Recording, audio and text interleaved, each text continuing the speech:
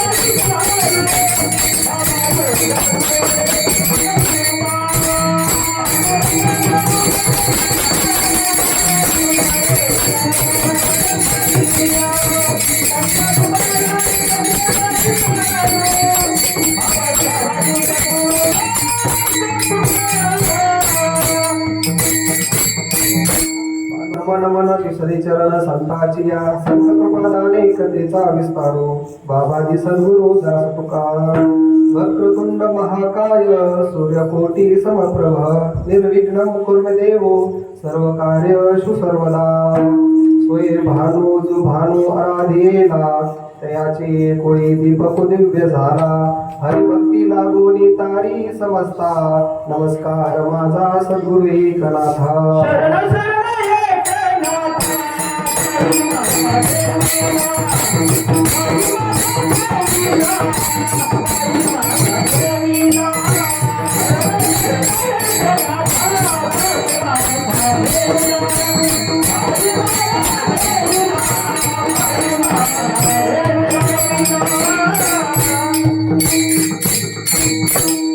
नमो ज्ञानेश्वरा निवृत्ती उदारा सोपान देवा नमो मुक्तमाई त्रिलोक्य पावनी आदित्य जननी देवाची या नमो सद्गुरु तुकया ज्ञानदीपा नमो सद्गुरु सच्चिदानंद रूपा नमो सद्गुरु भक्त कल्याण मूर्ती नमो सद्गुरु भास्करा पूर्ण कीर्ती जयांची केली स्मरण होय सकळ विद्येचे अधिकरण याचे बंधू श्री चरण श्री गुरूंचे हे ध्वनी नमस्कार आता रंगी रंगेने श्रीरंगे काय भुलनासी पतंगे शरीर जायचे ठेवणे धरीसी अभिलाष धने प्रस्तुत प्राप्त प्रसंगी सेवेकरता निवडलेला अभंग देऊगावचे निवासी असलेले सुप्रसिद्ध असे असणारे साधू वैराग्य आपल्या वारकरी संप्रदायाच्या कळस्थानी विराजमान असणारे जगतवंदनीय जगद्गुरु आणि वैराग्याचे महामेरू असे असणारे संत श्रेष्ठ संत तुकाराम महाराज यांचा उपदेशपर प्रकरणातील 4 चरणांचा अभंग आजच्या कीर्तनरूपी सेवेकरता निवडलेला आहे. विठ्ठल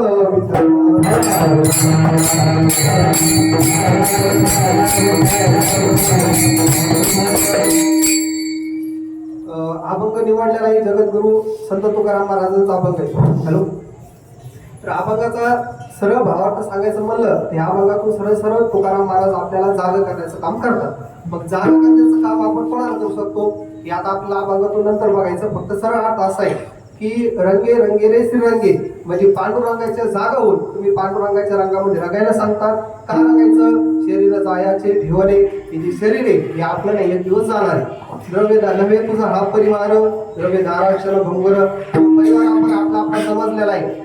द्रव्य म्हणजे पैसा आपण एकत्र केलेला आहे हा सुद्धा आपला नाहीये आणि अंतकाळीचा सोयरा तुका म्हणे विठोधरा या युक्तीप्रमाणे जो आपला अंतकाळीचा सोयरा आहे खरा तर तो आपला विठ्ठल सखा पांडुरंग आहे. अशा पद्धतीने अभंगाचा सरळ अर्थ आपण पाहिलेला. विठ्ठल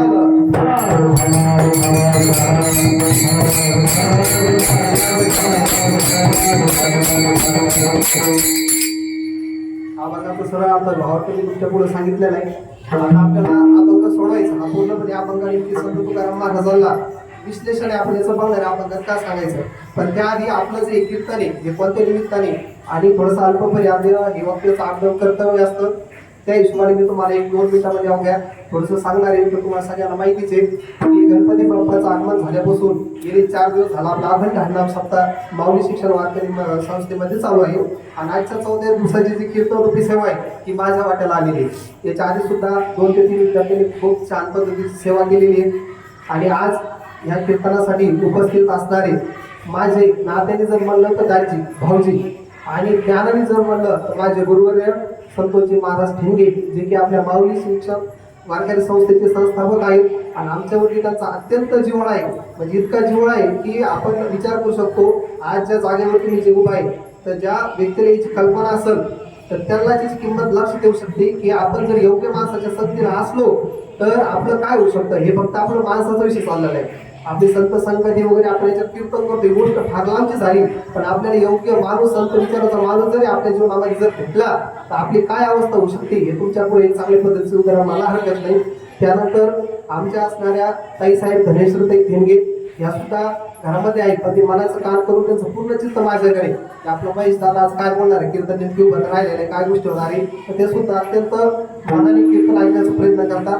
आणि कीर्तन करायचं ठरलं, सगळ्या गोष्टी झाल्या, पण जी कीर्तन करण्यासाठी आपल्याला एनर्जी लागायची, जी ऊर्जा लागायची, असे असणारे आमचे परम सद्गुरू दत्ता महाराज वेदांताचार्य दत्तात्रय महाराज जाधव यांनी आम्हाला चिंतन काय मांडायचं याच्या चिंतेपासून त्यांनी मुक्त केलं. त्यामुळे आज तुमच्या समोर सगळे उभा आहे. तसेच या ठिकाणी आवडतं कीर्तन उपस्थित असणारे आमचे सहकारी ससाने सर, त्यानंतर शुभम सर, आणि मला इथं साथ देणारे कीर्तनासाठी आमचे सगळे वारकरी, त्याचबरोबर पापदाचार्य, गायनाचार्य. आणि तुमच्याशिवाय ना हे कीर्तन रंगच येत नाही. कीर्तनामध्ये कीर्तनाचा रंग जर पाहिजे असेल सगळ्या गोष्टी महत्वाच्या असतात. अशा पद्धतीने तुमच्या सगळ्यांच्या चरणी नतमस्तक होतो. माझे परम गुरुवर्य रामचंद्र महाराज गाडेकर यांना सुद्धा इथूनच अभिवादन करतो आणि आपल्या कीर्तनाला सुरुवात करतो.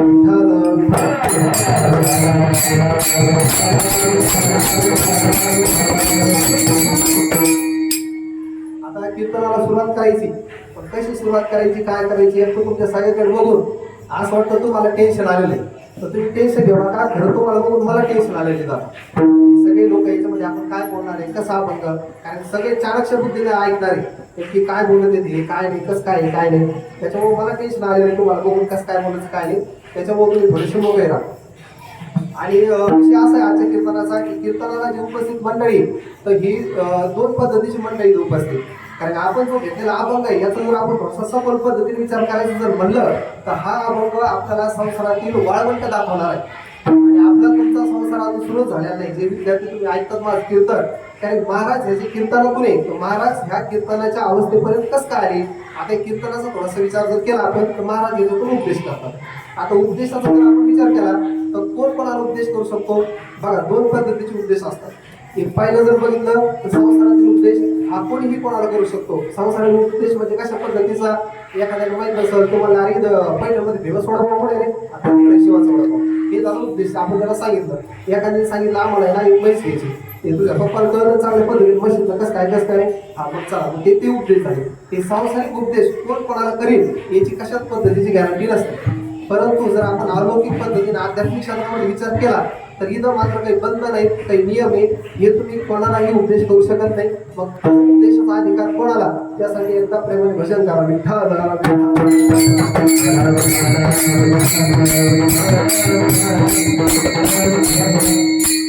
बघा हा जो उपदेश केलेला आहे, जर उपदेश जर बघितला आपण तर आपल्याला याच्यामध्ये रंगाचा उपदेश केलेला आहे. आपण जर चांगला विचार केला तर पहिल्याच आपल्या विचाराने रंगी रंगे रे श्रीरंग, म्हणजे संत तुकाराम महाराज काय सांगतात, आपल्याला रंगायला सांगतात. रंगायचं म्हणजे काय, आपण धुलीवंतांना जो रंग खेळतो ते रंग झालं का, इथं हा त्या शब्दाचा अर्थ जसा होता इथं. आणि दुसरा विचार केला तर आपण रंग कधी म्हणतो, एखाद्या जागेत जर गेला आपण जेवणासाठी उत्कृष्ट पद्धतीचा स्वयंपाक आहे, चांगले लिंबू आहे, बिया पट्ट्या आहेत, वरण आहे, चांगले सुरू आणला आपण काय म्हणतो पंगत नाही भारी झाली मस्त रंग आला पंक्तीमध्ये, किंवा एखादं कीर्तन झालं किंवा एखादं भजन झालं तिथं आपल्याला आनंद भेटला, आपलं मन प्रसन्न झालं तर त्यावेळेस काय म्हणतो की आपण ती गोष्टीमध्ये आपण रमलो तसं लहानपणी तुम्हाला सगळ्यांना याची जाणीव असतात. आपण तुमच्या वाईनुसार सांगतो, जर गावाकडे कधी गेलो आपण एखादा खेळ खेळायला लागलो, कबड्डी असेल, विटी दांडू असेल, गोट्या असेल, कोणता पण खेळ, तर आपण एवढं तिथं रमून जातो की आपल्याला भूक लागली सुद्धा अक्षरशः लक्षात राहत नाही. याचं कारण काय की आपण तिथं रंगलेलो असतो. तुकाराम महाराज आपल्याला तरी रंगायला सांगतात. मग कशामुळे रंगायला सांगतात? तर तुकाराम महाराज जर ते रंगायला सांगतात म्हणजे सांसारिक दृष्टीनं नाही तरी आध्यात्मिक दृष्टीने, तरी कशा पद्धतीने संत तुकाराम महाराजांच्या जीवनाचा आपण जर थोडासा विचार जर केला तर आपल्याला बघता येईल की संत तुकाराम महाराज हे खूप मोठे सावकार होते. त्यांचे वडील सुद्धा सावकार होते. तुम्हाला सगळी स्टोरी सांगून बोर करायचं नाही, पण थोडंसं सांगायचं म्हणलं तर कालांतराने आपण बघितलं तर त्यांच्या आयुष्यामध्ये एक दुष्काळाचा टप्पा आला. असा दुष्काळ पडला होता की त्यावेळेस म्हणजे अक्षरशः आपण म्हणतो ना, माणसाला खायची परिस्थिती, इतकी विचित्र परिस्थिती निर्माण झाली. आणि अशा परिस्थितीत सुद्धा तुकाराम महाराजांकडे अन्न साठा होता की ते त्यांचं स्वतःचं भागू शकत होते. पण काय झालं की एक गावात व्यक्ती म्हणला की जर अशा पद्धतीने ज्यांच्याकडे जे अन्नधान्य आहे तुम्ही मित्रांना दिलं तर आपण या दुष्काळ पार करू शकतो. तुकारामांनी स्वतःचे काय केले, अन्नधान्याचे कोठडे उघडे केले, सगळ्या गावकऱ्यांना वाटून टाकले. आणि गावकरी घ्यायला आल्यानंतर त्यांनी काहीच ठेवलं नाही, धान्याचे कण सुद्धा सगळे घेऊन गेले. पण तरी सुद्धा तुकाराम महाराजांनी सोडून दिलं. पण त्यानंतर काही दिवसांनी काळ बदलला, पावसाळा आला, पाऊस झाला, सगळं पिकं वगैरे जमले.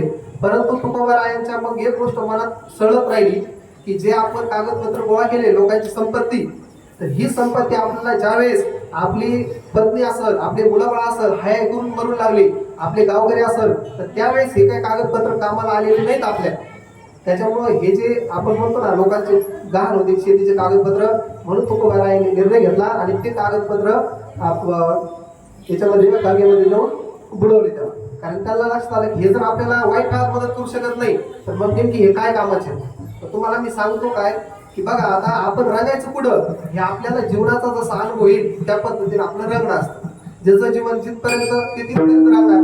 लहान बाळाचा विचार केला तर तो त्याच्या आईमध्ये रंगू शकतो, त्याच्या वडिलांमध्ये रंगू शकतो, खेळण्यामध्ये रंगू शकतो. आज तुम्ही शाळकरीमुळे आताच्या वातावरणानुसार जर बघितलं, तुम्हाला इंस्टाग्राम, फेसबुक, व्हिडिओ क्लिक करणं, कॉपी करायची नाही, नाद करून काय यावंच लागतं. असं काही जर ऐकायला भेटलं एकदम भारी वाटतं तुम्हाला, वाटतं वा वा हे गेला म्हणते मग माझ्या दुसऱ्या जवळ जरी आला आपल्याकडे आपण 2 मिनिटं टाकतो आपली आयडी, काय एकच काय किती लाईक आल्या, मग याच्यात रंगलेलो आहे आपण, मग रंगलो म्हणून तुम्हाला त्याचा आनंद येतो. परंतु तुकाराम महाराज आपण जे याच्यामध्ये रंगलेलो आहे याच्यामध्ये रंगाचा आग्रह धरीत नाही, तर कशामध्ये रंगाचा आग्रह धरतात हे तुम्हाला मी सांगतो. त्या एकदा भजन करा, विठ्ठल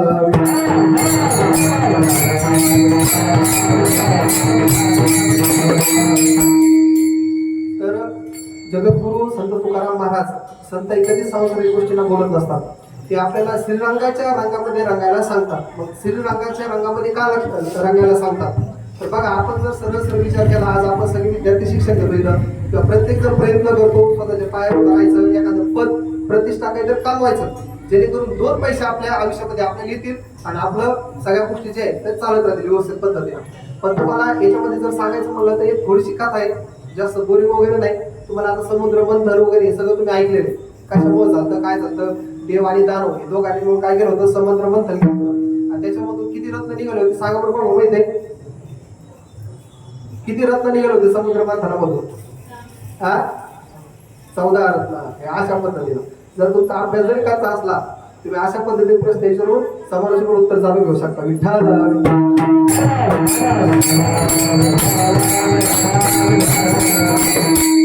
माझा अभ्यास काय कमी नाही, कारण आमचे सद्गुरू हे काय सोपे नाही, त्यांनी आमच्यावर खूप कृपा केलेली आहे. पण तरी सुद्धा तुम्हाला एक विनोदाचा भाग म्हणून तुम्ही जास्त मनात घ्यायच्या नाही गोष्टी. तर बघा, कथा अशी होती, देव आणि दानव समुद्र मंथन सुरू झालं, त्याच्यामधून विविध पद्धतीचे रत्न निघाले, विष सुद्धा निघालं होतं त्याच्यामध्ये. पण त्याच्यामधून आपल्याला जे बघायचं आपल्या दृष्टीनं एका रत्नाचा विचार करणारी लक्ष्मी, आता लक्ष्मी त्याच्यामधून निघाली. मग आता लक्ष्मी मानल्यानंतर लक्ष्मीच्या नादामध्ये सगळे जग येणं झाले. आपण जे बघतो संसारामध्ये कशासाठी चाललंय, हे फक्त आपण लक्ष्मी म्हणजे आपण कुठून फिरून गेलो तर शेवटी काय तर आपलं पैशाची प्राप्ती. तुम्ही पोलीस व्हा, डॉक्टर व्हा किंवा IPS व्हा किंवा कलेक्टर व्हा. आमदार जर झाल्यानंतर आमदाराला अधिकार नसेल, कोणी आमदार होत बसेल का? एवढं कुठे करीत बसेल का? कोणता जर दृष्टिकोन म्हणला आपण सध्या जर आपण बघितलं तर लक्ष्मी म्हणजे गाडी, माडी, साडी या सगळ्या गोष्टी लागतो पैसा, म्हणजे आलं तिथंच गाडी. तुम्ही आता नाही सर पैसे नाही कमायचे, आम्हाला काय करायचं, डॉक्टर व्हायचं, देशावर करायचं, पण पैसेच येणार त्याच्याकडून. तुम्ही कुठून पण फिरत गेले तर शेवटी पृथ्वी जशी गोल आहे का त्या पद्धतीने आपण शेवटी पैशावरच उठे करतो. आपला दुसरा काहीच हेतू नसतो, फक्त आपण त्याला वळण देतो किंवा आता आम्ही असंच करणार लागलो तसंच करणार लागलो आमचा हे उद्देश. पण जर विचार केला 99% 1% महात्मे सोडता आपल्या सगळ्याबद्दल बोलायचं काही अधिकार नाही. तर तुम्हाला सांगायचं काय, मग लक्ष्मी माता लक्ष्मी निघली. आता लक्ष्मीचं रूप म्हणजे सोपं रूप नव्हतं, आणि जो सगळा संसार त्याच्यामध्ये वेळा आहे, त्या लक्ष्मीचं साक्षात रूप कसं असं याची आपण कल्पना सुद्धा करू शकत नाही. तर मग ते झाल्यानंतर आता जे सगळे राक्षस होते आणि सगळे देव होते, तर मग आता सगळे म्हणू लागले लक्ष्मी सोबत मला लग्न करायचं, मला लग्न करायचं. पण लग्न करायची गोष्ट एवढी सोपी आहे का, आपल्या हातामध्ये आहे का? त्या काळात सुद्धा आता जशी परिस्थिती आहे त्याच्यापेक्षा अवघड परिस्थिती त्यापासून. आता मी लग्न करणं म्हणजे सोपं नाही. ज्यांचे झाले कसे झाले त्यालाच माहिती. फक्त ज्यांचे लग्न झालेले आहेत का ते कशा पद्धतीने एखादा काढल्यासारखे इकडे सेटिंग लावा तिकडे सेटिंग लावा. सध्या कसं जरांगी पाडण्याचं वातावरण आपलं मराठा आरक्षणाचं सुरू आहे. आज तिथं मुंबईमध्ये मराठा बांधव सगळे लाखोनी मराठा बांधव तिथे, पण तिथून इथून पोळ्या पाठवल्या जातात का, तिथे एवढे लोकांची व्यवस्था लागाल. जसं सगळा मोठा आपल्याला हे करायला लागतो तसंच लागायचं झालेलं आहे. आणि अशी लागण्याची परिस्थिती झाली, त्याच्यावर सगळ्याला सावधान राहण्याची आवश्यकता आहे. तर त्याच पद्धतीने तेव्हा ते सगळे रांगेत उभे राहिले आणि तिथं जे गुरु होते ते कोणतरी असं तिथं त्याने सांगितलं तुम्ही असं ठिकाणा घालू नका, लक्ष्मी ज्याचं वरण करेल तर तुमचं त्याच्यासोबत लग्न होऊन जाईल. मग आता ते त्या पद्धतीचे राक्षस होते, दैवत होते. मग आता ती सूचना भेटल्यानंतर ते त्यांच्या पद्धतीने केले. जे ओळखीच होतं, कोणी पार्लरमध्ये गेलं, कोणी कड्ड्याचे येते, कोणी वन साईड मारली, कोणी टू साईड मारली, कोणी फॉग मारला, वेगवेगळे ड्रेस घातले, आले नटून फटून. ते त्याला म्हटलं लक्ष्मीला आपल्याला आकर्षण करायचं. आणि देव पण उभा होते. लक्ष्मी ज्या वेळेस गेली, आता राक्षस म्हणजे कसे असते, राक्षस आंघोळ करत नाही किती तर दिवस ते. त्याच्यामुळे जरी त्यांनी एक दिवस सेंट मारला तर ते त्यांचा याच वाद जास्त यायचा. म्हणून लक्ष्मी राक्षसाला निवडला नाही. नंतर थोडीशी पुढे गेल्यानंतर बघितलं तर त्यांना इंद्रदेव दिसले. पण इंद्रदेवाबाबतीत एक गोष्ट अशी की असं म्हणतात की ब्रह्मदेवाच्या एका दिवसात 10 इंद्र आहे ना मरण पावतात. म्हणून महालक्ष्मीने काय केलं, त्याला न निवडण्याचा हे केलं. त्याच्यानंतर पुढे गेल्यानंतर तिथं बघितले महादेव बसले होते. आता महादेव आल्यानंतर आपल्या डोळ्यासमोर येतं, डोळे बंद केलेले, त्यांच्या अवस्थेमध्ये अंगावरती भस्म वगैरे सगळ्या गोष्टी. मग अशा गोष्टी असल्यामुळे ह्या गोष्टी बघितल्या आणि मग विचार केला, हा माणूस तर शांत दिसतो, व्यवस्थित वाटतो, तब्येत चांगली. आपण बघतो फोटोमध्ये महादेवाची बॉडी. या सगळ्या गोष्टी बघितल्या आणि बघितल्यानंतर मग विचार आला की या सगळ्या गोष्टी खरी जरी असल्या ते बाबा आज मी डोळे उघडे ना, मी किती वेळ झाली इथं बाहेर आणि उद्या आपल्याला पाणीपुरी खायची इच्छा झाली तर कोण घेऊन जाईल आपल्याला. देवावर फिरायला जायचं तर म्हणजे अवघडच काम होत नाही ना सगळं. त्याच्यामुळे ना याच्या नादी राहण्यात ते मजा. अशा पद्धतीने एक करत पुढं भगवान विष्णू बसलेले होते. ज्यावेळेस माता लक्ष्मी भगवान विष्णूच्या समोर गेली, भगवान विष्णूने स्वतःचा चेहरा फिरवला. ते रूप इतकं भयंकर होतं भगवान विष्णूचं की त्याच्यानंतर माता लक्ष्मी समोरून गेले हात घालण्यासाठी.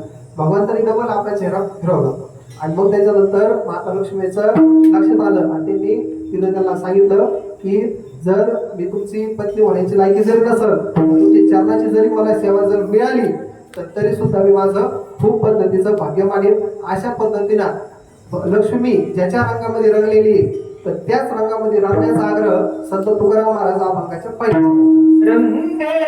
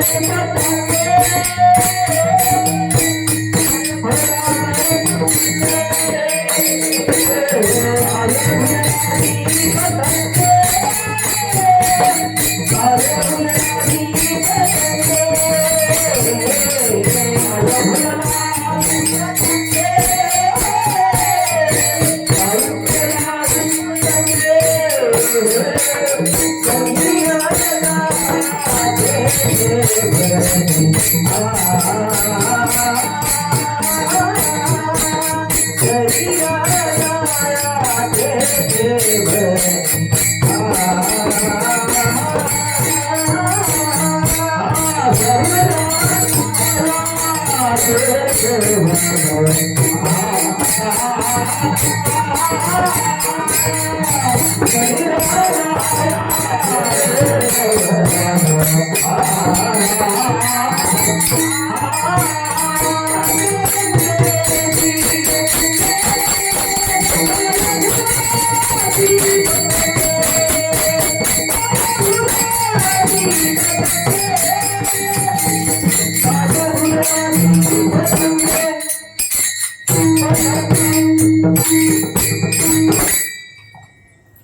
तर अशा पद्धतीने आता संत तुकाराम महाराजांनी आपल्याला पहिल्या चरणामध्ये सांगितलं की रंगी रंगीने श्रीरंग.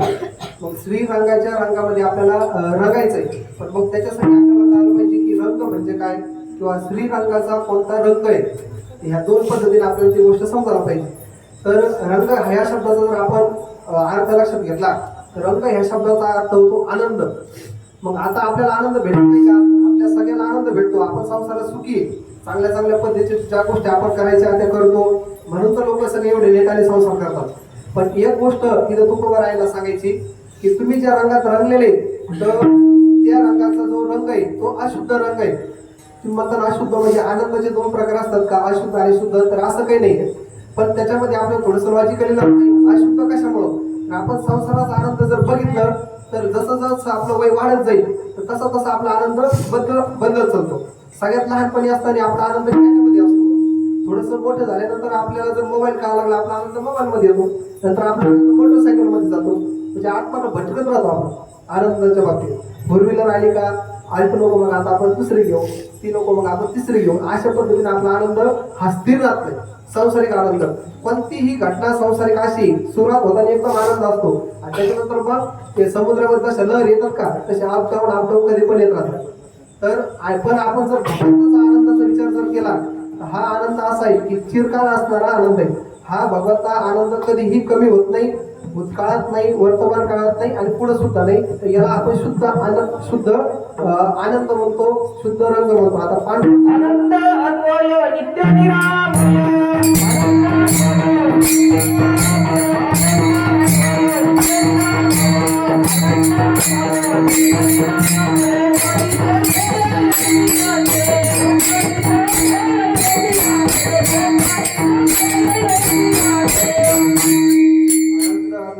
नित्य निरामय म्हणजे हा जो आनंद आहे दररोज परमार्थाचा आनंद असा आहे की आता एक गोष्ट अशी की मनुष्याच्या जीवनामध्ये ना खूप इच्छा असतात.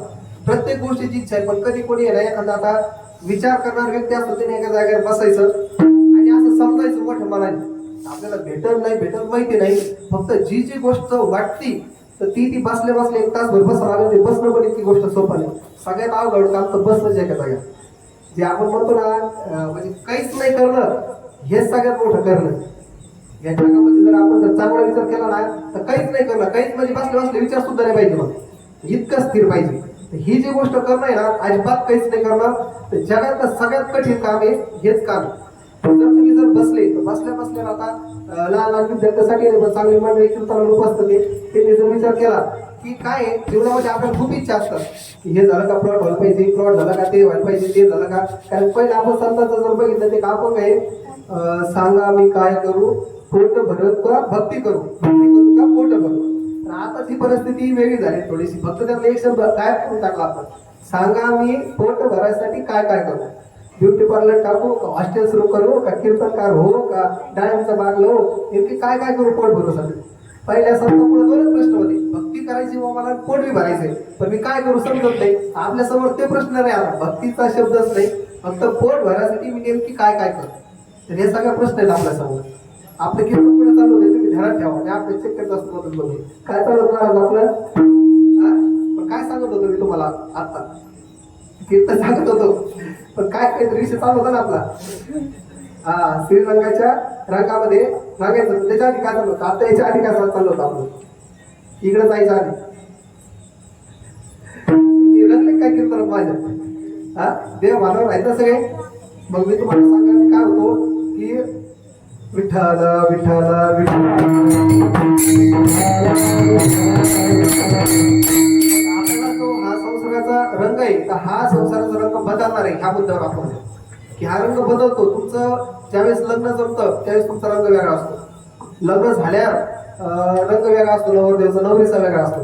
ते रंग अंतरंग एकमेकांना कळ झाले नंतर नंतर काय करावं अशी प्रत्येक गोष्टीमध्ये गोष्टी घडत राहतात. जर आपण भगवंताचा जर हा जर रंग बघितला तर ह्या रंगामध्ये आणि आपण तर काहीच रंगत नाही. महाराज एक तुलसीदास म्हणून संत आहे, त्यांचा जो वेळेस विवाह झाला होता ते त्यांच्या पत्नीमध्ये इतके भयंकर रंगले होते की तितकं कोणा रंगता सुद्धा यायचं नाही. परंतु हा आनंद एक दिवस मावळणार आहे आणि संसारामध्ये आनंद नाही असं नाही, 100% आनंद आहे. जर आनंद नसता तितकं संसार भरभटील किती संसार वाढला आपण बघतो आज. परंतु ह्या संसाराच्या आनंदाच्या ठिकाणी एक त्रुटी म्हणजे असं आहे की याच्यामध्ये तुम्हाला जेवढे विषय तुम्ही भोगता तर ते विषयामध्ये तुम्हाला तृप्ती भेटत नाही. सुख भेटत नाही असं नाही, पण तुम्हाला तृप्ती भेटत नाही. तुम्ही आता विचार करा, तुम्हाला एखादी वस्तू आवडत असेल, एखाद्या व्यक्ती चहा घेणार असेल, त्याने आयुष्यभर जरी चहा घेतला तरी शेवटी त्याला असं वाटतं की नको आता मी चहा घेतला, आपलं समाधान झालं. मग तुकाराम महाराज आपल्याला सांगतात की या रंगामध्ये रंगायचं त्याचं कारण मी कळायला पाहिजे ना. कारण आपण तुकाराम महाराजांना सांगणार की आम्ही तर संस्कृत रंगलेलो आहे, आनंद बी. मग तुम्ही इकडंच का रंगाला सांगतात तर त्याचं कारण दोन कारण आहे. अशुद्ध रंग आहे संसाराचा रंग. दुसरी गोष्ट याच्यामध्ये तृप्तीची ताकद नाही. तुम्हाला हा जो रंग आहे कधीच तृप्त करू शकत नाही. तुम्ही काय किती संसार वाढवतो तुम्ही. आपण याच्यावर होतो एक तास बसायचा विचार करायचा की मला सगळ्या गोष्टी प्राप्त झाल्या, सगळ्या गोष्टी मिळाल्या, ईद होतो आपण की सगळ्या गोष्टी भेटल्यानंतर मग पुढं काय. तुम्ही जर असं विचार करीत जर गेले, एक हिरो गेला त्याने चंद्रावर प्लॉट घेतले होते, त्याने सुद्धा एक दिवस आत्महत्या केली. असे लाख उदाहरण आहे. फक्त विषय काय चाललाय की आपण कीर्तन वगैरे करतो पण कीर्तन आतमध्ये घेतलंय, थोडंसं चिंतन करत म्हणून सगळं घडलं होते. इतके लोक बघतो. शेवटचा प्रश्न आहे ना महाराज, आज अमेरिकेमध्ये अशी परिस्थिती आहे. आता शिक्षकांना आपण थोडासा अभ्यास असल्यामुळे सांगतो, तिथल्या 45% लोकांना गोळ्या चालू आहेत. महाराज गोळ्या याच्यासाठी चालू आहे, त्यांना आता काय करायचं याला मार्ग नाही राहिले. तिथं पूर्ण गरजा त्यांच्या फुलफूल झाल्या. अमेरिका इतकं विकसनशील देश आहे, तिथं आरोग्य सेवा असेल, शिक्षण सेवा सगळं भेटलेले त्यांना, म्हणून एवढा त्रास होत नाही त्यांना. परंतु आता जीवनात नेमकी पुढं काय करायचं इतका मोठा प्रचंड ह्या तुम्ही प्रत्येक कोट्याधीश माणसाला भेटा तुमच्या आयुष्यात कधी आल्यानंतर त्याच्या पुढे ना त्याला सगळं असतं. पण नेमकी आता काय करायचं. आता तुम्ही मला मोटरसायकल भेटली, बायको भेटली, बंगला भेटला, गाडी भेटली, सगळं भेटलं, मग काय करायचं.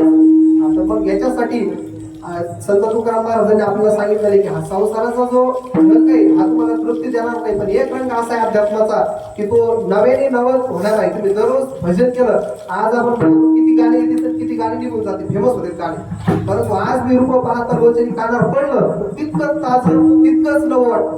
याचं कारणच हे की अध्यात्मामध्ये शक्ती आहे. आणि म्हणूनच काय सांगतात संत तुकाराम महाराज आणि आपण संत काय जे आजपर्यंत आपण शरीरात आहे तोपर्यंत आपण हा रंग घेऊ शकतो. पण तुम्ही बघा एखाद्या वेळेस डुकरं टाकलं चालेल दिंडी घेऊन आमच्या शेजारच्या पुत्र्यांनी काय एकदम राग आला आणि एकदम भारी आवाज पडत होता. असं काही ऐकलं का. फक्त मनुष्य देहाला आपल्याला विवेक आहे, या विवेकाचा वापर करून आपण भक्तीच्या रंगामध्ये रंगू शकतो. आणि हे शरीर आपलं एक दिवस जाणार 100%. हे देव काय आपला नाही. जर देह आपला असता तर आज सर्दी झालेली आपल्याला महाराजाला आवाज इतका आला असता पण देह सुद्धा आपला ताबा कशाच पद्धतीचा नाही. म्हणून हा देह सुद्धा एक दिवस जाणार आहे. हा देह सुद्धा आपला नाही या अभंगाच्या दुसऱ्या चरणामध्ये.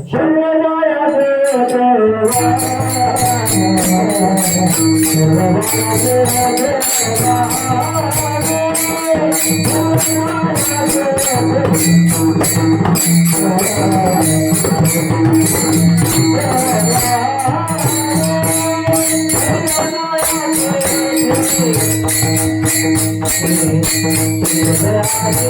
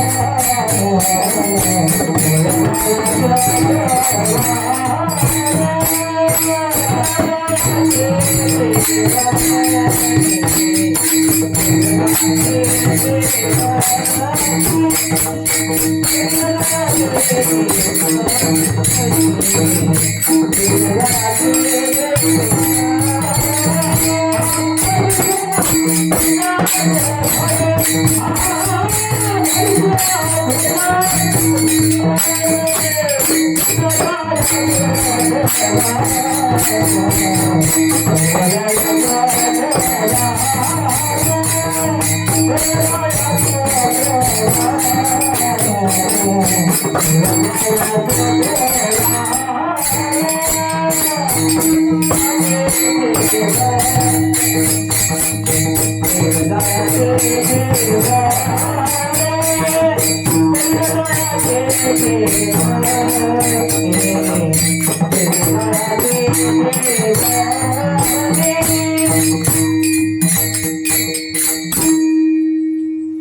अशा पद्धतीनं शरीर जायचे ठेवणे धरीशी आपल्याला असं झाले की जे शरीर जाणार आहे त्याला नको.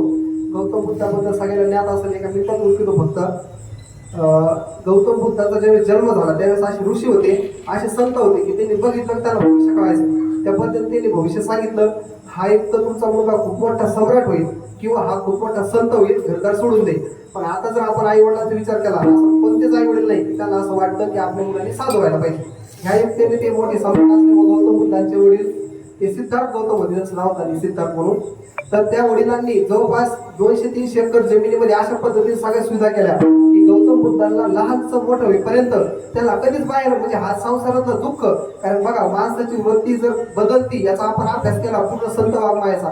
ज्या वेळेस माणसाला दुःख येतं त्यामुळे वृत्ती बदलते असं नाही, पण माणूस दुःख आल्यानंतर त्याचं चिंतन करतो आणि त्याच्या लक्षात येतं की आपण काही पण केलेली दुःखाचे त्यावेळेस त्याची काय होती वृत्ती बदलते. पण अशाच पद्धतीने गौतम बुद्ध मोठे झाले एक दिवस मोठे नाही झाले, ते खूप दिवस लागले त्याला. पण आपल्या बोलण्याप्रमाणे मोठे झाल्यानंतर बाहेर गेले ते सारखी सोबत फिरायचं म्हणजे आपण फिरत आहे. बाहेर गेल्यानंतर त्यांनी कधीच आहे ना म्हातारा माणूस बघितला नव्हता, कधीच बघितला नव्हता. मग बघितल्यानंतर ते म्हणले अरे बाबा हे काय भानगडी असली काय. तर ते म्हणजे म्हातारा व्यक्ती म्हणजे म्हातारा म्हणजे नक्की काय असतं, व्हॉट इज मीन बाय म्हातारा. मग म्हातारा काय करता ऐकतेच ते म्हातारा एखादं काय नाही काही शब्द ऐकलं नाही ना. मग ते म्हणले इथे शरीर आहे असं म्हणते, म्हणजे तुझं बी होणार आहे का सारखेला म्हणते. ते हो आणि माझं ते म्हणजे माझं पण होणार आहे. मग त्याच्यानंतर त्याला धक्का बसला पाहिजे, कारण त्यांनी आतापर्यंत दुःख कधी बघितलं नाही. त्यानंतर पुढे गेल्यानंतर आहे ना एक आरती चालली होती. अरे अशीच घटना घडली असं माहित नाही आपल्याला, पण ज्या पद्धतीने आली स्टोरी त्या पद्धतीने सांगतो तुम्हाला की लगेच माणूस कसं काय लगेच म्हातारा माणूस पाहिला पुढे लगेच आरती चालली, पण चालली आपण अशी ग्रहित झाली. मग ते म्हणले ही काय भानगडी आला. ते म्हणले माणूस मेला. त्याला म्हटलं मेला म्हणजे नाही काही आमदार झाला खासदार झाला की त्याला माहित नव्हतं, मृत्यूच माहित नव्हता, कारण त्याच्या वडिलांनी अशी व्यवस्था दिली होती.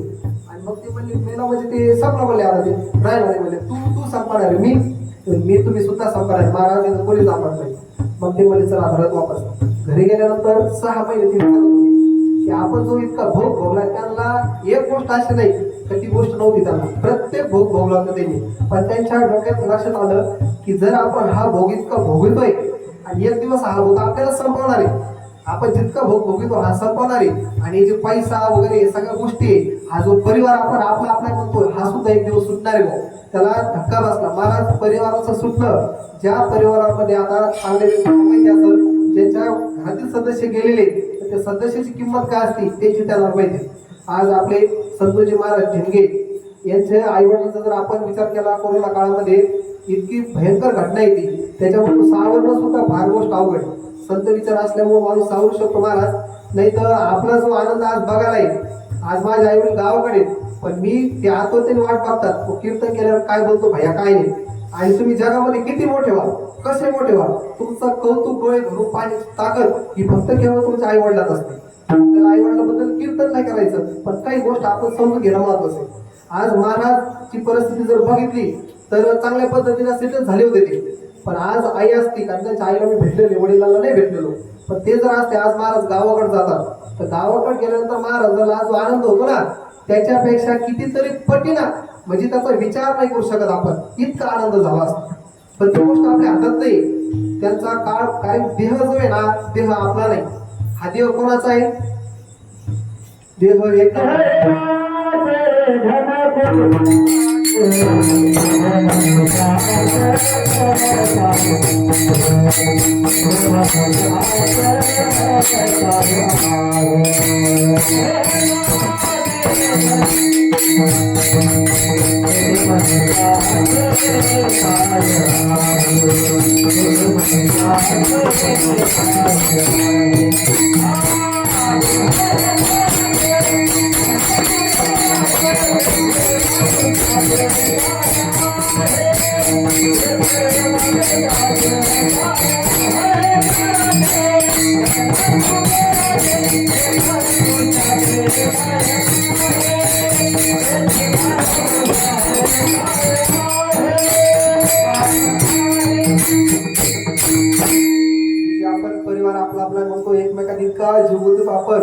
की बघायची सुद्धा गोष्ट नाही. मोठे महाराज संत महात्मे सांगतात, राऊत बाबाचे प्रसंग सांगतात ते की लोक पंढरपूरला गेल्यानंतर की तिथून दर्शन केल्यानंतर त्यांना आनंद होतो, थोडासा आनंद होतो त्यांना दर्शन केल्यानंतर, तो आपण दर्शन झालं पांडुरंगाचं. पण ज्यावेळी घरी येतात, घरी आल्यानंतर जो आपला नातू असतो त्याच्याकडे बघितलं ना, तर पांडुरंगाला बघल्यापेक्षा कितीतरी लाखो पटीने त्याला आनंद होतो.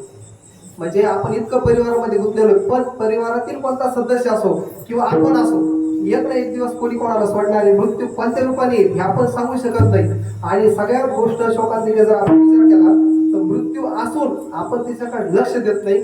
आणि ही सगळ्यात मोठी ईद. जर आपल्या मनुष्य एखाद्याने विचारलं, एक होतं काही प्रसंग मला सांगता येणार की राजा आपल्या पांडवांमध्ये धर्म जे युधिष्ठिर वाटतं, तर त्यांना प्रश्न विचारण्यात आला होता की तुम्हाला मनुष्याच्या बाबतीत काय असं विशेष वाटतं. ते म्हणजे मनुष्याच्या बाबतीत एक विशेष वाटतं की मृत्यू असून मनुष्य अशा पद्धतीचा वागतो, मृत्यू नसल्यासारखं वागतो. हे मला सगळ्यात आश्चर्यदायक वाटतं. कारण मृत्यूला आपण विसरून जगतो, त्यावेळेस आपण तिथं चुकतो.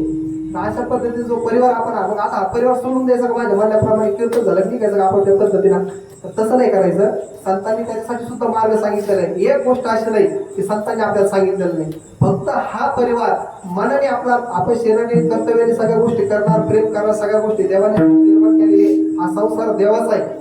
एका हृदयामध्ये हृदयाच्या एका बाजूला माता लक्ष्मी आहे, एका बाजूला भगवंताचा संसार आहे. भक्त आहे, संसार प्रिय भगवंत आहे, कर्म प्रिय भगवंत आहे. फक्त कर्म करणं, परिवाराला जीव लावणं, म्हणजे आपण ममत्व भावना ठेवतो, यामुळे आपल्याला दुःख होतं. आणि आयुष्यभर आपण शेवटी परिवाराच्या दुःखात ज्याचं कसं होईल तसं कसं होईल आपला जीव सोडून जातो.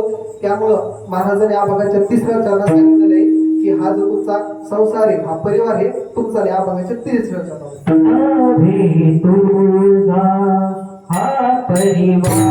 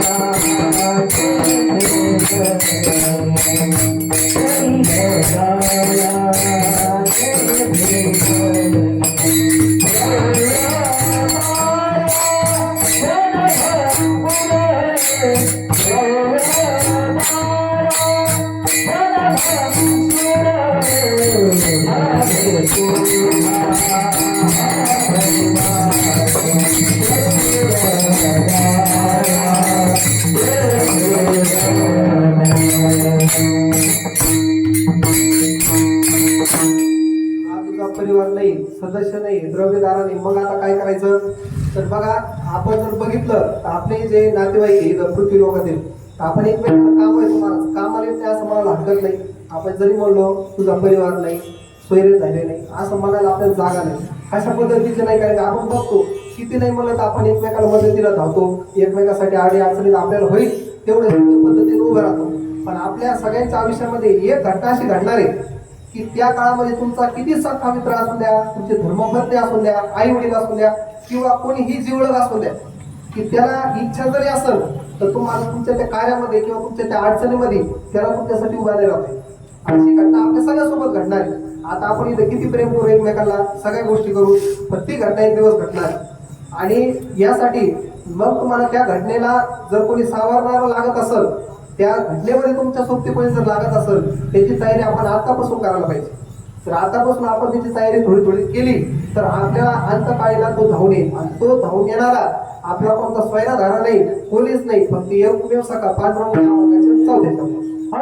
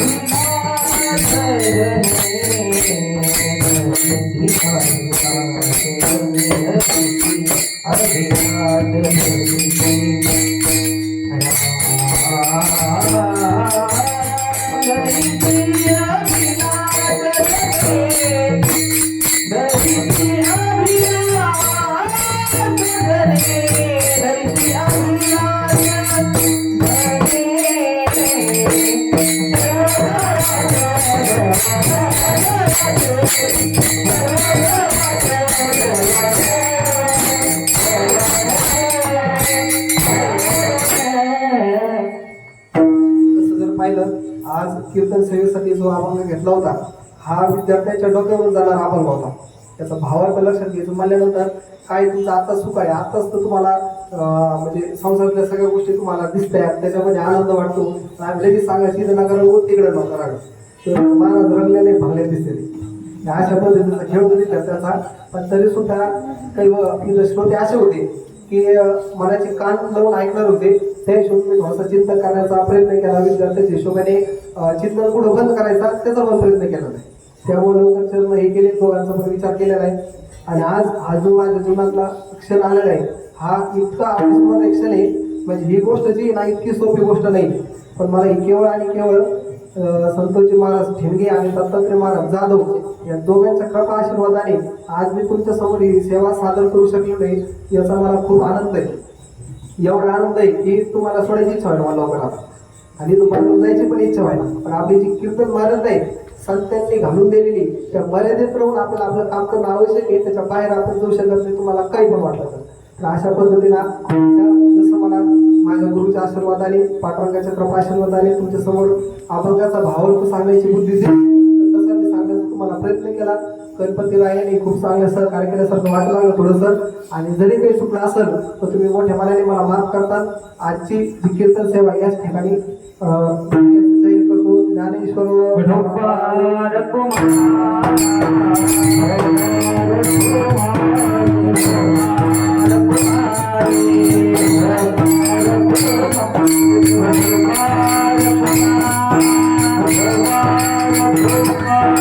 Thank you.